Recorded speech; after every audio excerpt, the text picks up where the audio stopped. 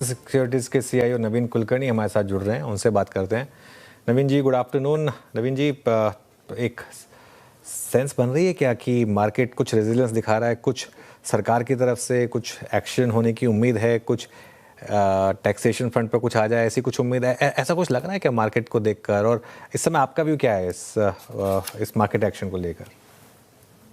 जहाँ तक मार्केट में जो हर्ड ऑन स्ट्रीट जैसे बोलते हैं जैसे, तो उस हिसाब से तो कुछ ना कुछ एक्शन पॉसिबल है कि फॉरेन इन्फ्लोज को बूस्ट किया जाए, स्पेशली कैपिटल मार्केट्स में, क्योंकि जो इंडियन इक्विटी मार्केट है ये काफ़ी आउट ऑफ फ्लेवर है ग्लोबली, क्योंकि बाकी मार्केट्स में एआई रिलेटेड चिप्स मैन्युफैक्चरिंग ये सब का ग्रोथ काफ़ी स्ट्रॉन्ग है।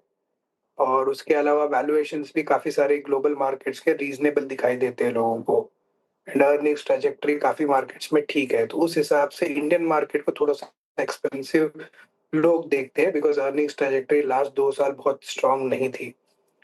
हालाँकि ये एक फैक्टर है, इसके अलावा लेकिन बाकी फैक्टर्स भी रहे हैं, जैसे ऑब्वियसली जो टैक्सेशन है इंडिया में वो लास्ट 3-4 साल में बढ़ा है।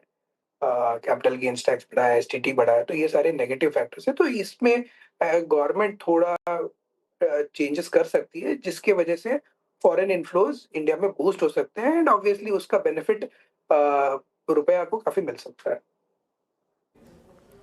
ओके। अच्छा नवीन जी, अगर ये वाकई एक महत्वपूर्ण बात है, अगर ये ऐसा होता है, एक बड़ा ट्रिगर हो इंडियन मार्केट्स के लिए, आपको क्या लगता है? ऐसे में सबसे पहले अगर ये वास्तविकता बनी तो बाइंग कहाँ इमर्ज होगी इंस्टीट्यूशंस की तरफ से? वहाँ पे जहाँ पे प्राइसिंग यानी वैल्यूएशंस भी कंफर्टेबल हैं, वहाँ जहाँ पे ग्रोथ के प्रोजेक्शंस भी हैं, जहाँ पे एक स्ट्रॉन्ग अर्निंग ग्रोथ की विजिबिलिटी है, ऐसे एक दो स्पेस जो कि आप लोगों ने आइडेंटिफाई करके रखे हों? कि जहाँ तक आप ऐसे सोचिए कि जो भी एक्शंस होंगे जिसकी वजह से फॉरेन इन्फ्लोज़ अट्रैक्ट हो सकते हैं, तो वो एफआईआई बाइंग जो आती है, एफआईआई बाइंग ज़्यादातर अगर आप देखेंगे जो ट्रेडिशनल एफआईआई बाइंग आई है, वो प्राइवेट बैंक्स में काफ़ी स्ट्रॉन्ग बाइंग होती है। इसके अलावा आईटी दूसरा स्पेस है, लेकिन आईटी में चैलेंजेस कंप्लीटली डिफरेंट है अभी आज के मार्केट कंडीशंस में। तो उस हिसाब से अगर हम देखेंगे तो मुझे लग रहा है कि प्राइवेट बैंक्स जहाँ पे वैल्यूएशंस काफ़ी रीज़नेबल हैं, लिक्विडिटी के चैलेंजेस नहीं हैं, अर्निंग्स ग्रोथ ठीक-ठाक है, तो मुझे लग रहा है कि एफआईआई बाइंग सबसे पहले ऑब्वियसली प्राइवेट बैंक्स में आ सकता है। इसके अलावा जो इन्फ्लेशन प्रॉक्सीज़ है, उस हिसाब से मुझे लग रहा है कि एफएमसीजी में बाइंग आ सकती है, एंड टिपिकल जो high quality, high growth companies हैं, वहाँ पे मुझे लग रहा है कि बाइंग आ सकती है, प्लेटफ़ॉर्म कंपनीज़ है। तो यहाँ पे सब मुझे पॉसिबिलिटी दिखती है कि एफआईआई बाइंग सबसे पहले आएगी और उसकी वजह से ये स्टॉक्स का परफ़ॉर्मेंस अच्छा हो सकता है। नवीन जी, गुड आफ्टरनून। आपने आईटी की चर्चा की, लेकिन जब मार्केट की बात हो और आईटी का जिक्र ना हो, ऐसा हो नहीं सकता। 3 दिन की अच्छे मूव्स के बाद आज जिस तरीके से डेंट पड़ा है, आपने कहा काफ़ी चैलेंजेस हैं, तो ये चैलेंजेस कब तक रहेंगे? आईटी पैक में क्या करना चाहिए? क्या व्यू बन रहा है अभी फिलहाल? जी, जहाँ तक आईटी पैक का सवाल है, अगर आप ओवरऑल देखेंगे तो मुझे जो मेरा जो रीडिंग है वो ये है कि प्राइसिंग के चैलेंजेस रहेंगे पूरे साल भर, 1 साल के नेक्स्ट 1 ईयर के लिए प्राइसिंग के चैलेंजेस रहेंगे। तो उस हिसाब से अगर आप सेक्टर में फ़ोकस करेंगे, तो जो मीडियम कंपनीज़ हैं और जो स्मॉलर कंपनीज़ हैं, वहाँ पे अभी भी मुझे लग रहा है कि अपॉर्च्युनिटीज़ बन सकते हैं, जबकि जो बड़े कंपनीज़ हैं, वहाँ पे ग्रोथ इश्यूज़ आएँगे।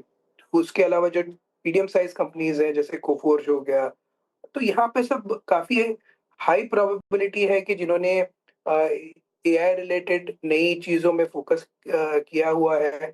इसके अलावा इनका कैपेबिलिटी कैचअप जो है कंपेयर टू बड़े कंपनीज़ काफ़ी स्ट्रॉन्ग हो सकता है नेक्स्ट 1 ईयर में, और इस हिसाब से अर्निंग्स ग्रोथ काफ़ी स्ट्रॉन्ग हो सकती है, क्योंकि इनका ट्रैजेक्टरी ऑलरेडी बहुत स्ट्रॉन्ग था। तो उस हिसाब से जो स्मॉल और मिड कैप कंपनीज़ हैं, वहाँ पे सेलेक्टिव बाइंग मुझे लग रहा है देखने को मिलेगा। लार्ज कैप कंपनीज़ वोलेटाइल रहेंगी, क्योंकि वहाँ पे अर्निंग्स ग्रोथ ट्रैजेक्टरी चैलेंजिंग है। इसके अलावा मैनेजमेंट कमेंट्री नतीजों के साथ काफ़ी क्लोज़ली वॉच किए जाएँगे।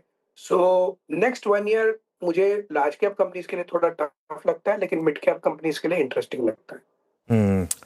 नवीन जी, पीएसयू बैंकों पर अब क्या व्यू बन रहा है, क्योंकि एसबीआई के नंबर्स के बाद हमने काफी बड़ी एक करेक्शन देखी थी यहाँ पर पीएसयू बैंकों में। जहां तक बैंक्स का सवाल है, अगर आप देखेंगे तो वैल्यूएशन जो पीएसयू बैंक का जो कैचअप हुआ था, वो एक राउंड प्ले आउट हो चुका है। ऑब्वियसली अभी इंटरेस्ट रेट साइकिल जो है वो एज ऑफ नाउ स्टडी है, बट लेकिन ये टर्न भी हो सकता है। तो उस हिसाब से पॉसिबिलिटी है कि प्राइवेट बैंक्स का वैल्यूएशन देखा जाए तो उस हिसाब से प्राइवेट बैंक शायद ज्यादा प्रेफरेंस में रहे कंपेयर्ड टू पीएसयू बैंक्स। अभी क्वार्टर वन के नतीजे बहुत क्रिटिकल रहेंगे, तो उसके बाद बेटर कॉल ले सकते हैं। बट एज ऑफ नाउ मुझे लग रहा है कि प्राइवेट बैंक्स थोड़े से ज्यादा अट्रैक्टिव है compare to PSU banks. Private banks पे आपका झुकाव ज़्यादा है नवीन जी। ये थोड़ा सा और डिफेंसिव बास्केट की तरफ आए एक बार, उसमें हेल्थ केयर में, फार्मा में, देखिए आईटी को तो नहीं छेड़ रहा पे मैं और ना ही एफएमसीजी को, लेकिन हेल्थ केयर और फार्मा में यहाँ पर आपका झुकाव किन स्टॉक्स पे, या फिर हॉस्पिटल स्टॉक्स या फिर फार्मा कंपनियों में? जहाँ तक हेल्थ केयर सेक्टर का सवाल है, कंप्लीटली स्टॉक स्पेसिफिक है। यहाँ पे जो अगर हॉस्पिटल्स की बात करें तो ऑब्वियसली वहाँ पे काफी चॉइसेस आ जाते हैं, बट इन जनरल हॉस्पिटल्स का ग्रोथ ट्रेजेक्टरी काफी स्ट्रांग है। तो एंड वैल्यूएशन स्टिल थोड़े से महंगे, बट लेकिन लॉन्ग टर्म ग्रोथ बहुत स्ट्रांग है। तो उस हिसाब से वहाँ पे wide range of choices available है।